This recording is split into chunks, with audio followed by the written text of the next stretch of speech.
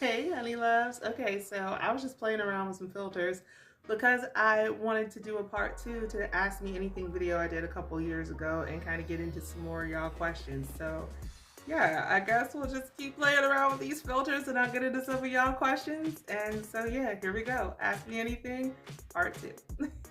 Oh, this is adorable. I feel like I'm in a Goofy movie. Okay, wait, let me focus. Question number one. What is the best sign or the right sign to read for? Sun, moon, Mercury, Venus, etc. Oh, okay. So I'm going to tell you something that folks don't normally tell you. The best sign or the right sign to read for, it really just depends on what you're looking to get out of the reading. It depends on you. So say, for example, like today, Mercury switch signs. If you were looking to see how it was going to affect your communication or how you communicate with folks, then you would check readings from your Mercury sign. If you wanted to know how an astrological shift was going to affect you overall, then you would check the dominant signs in your chart. This depends on you and what you're looking to get from the reading. Oh, how classic. Oh, I love this filter. This is cute. Okay, anyway, what question, how do you use astrology to determine your best match? Oh, Lord. Okay, so I'm gonna be honest with you.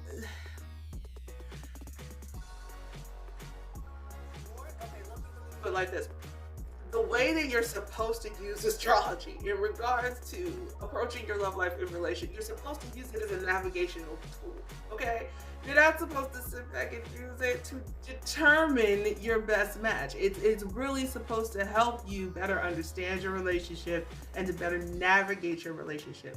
Now, don't get me wrong, you can use the astrological compatibility information to let you know where you stand in your relationship, like whether or not this is on its way out, like what stage of your relationship situation you're at, or how to get it to the next level. But really, it's supposed to be a navigational tool.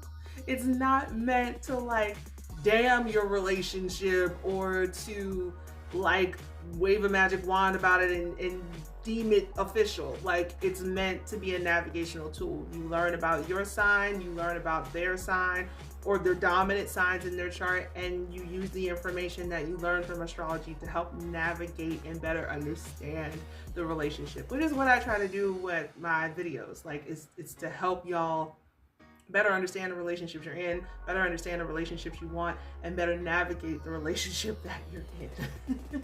Oh man, now I'm a bug. What is this? Okay, let me get to the next question. What? Oh wow. Okay. What got you started with the videos? Oh wow. Okay, so honestly, I felt called to do them because as y'all see in my bio, I'm an author, so I'm more of a behind the scenes person. I write books, at least I was.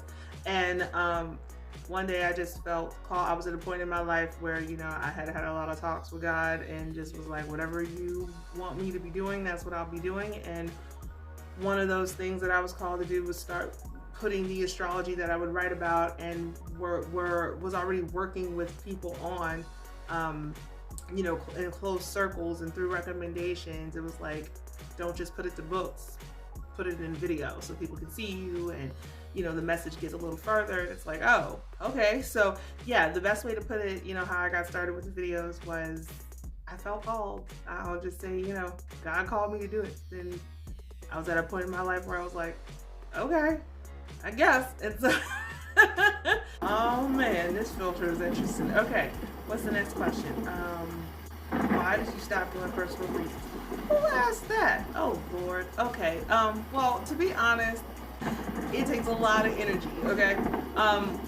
But I stopped doing personal readings because it takes a lot of energy, one, but also it took a lot of it took a lot of time, and I think I just wanted better time management. And also I felt like doing collective videos but still focusing on telling you what to look for in regards to like what kind of reading you wanted. Like, take it as it applies. Take it as it applies to your dominant sign, or your Mercury, or your Venus, or your Arrow sign, or whatever you're looking for, or your North Node. It just made it a lot easier, and I felt like I feel like I reach more people by doing the collective signs, and I have more time to myself, because self-care is very important when you're doing this kind of work. What advice would you give to an aspiring astrologer?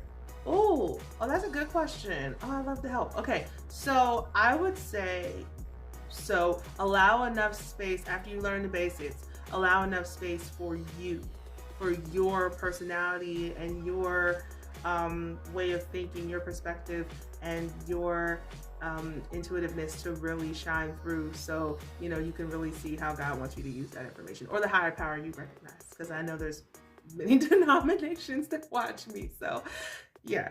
Oh, and take time for self care always.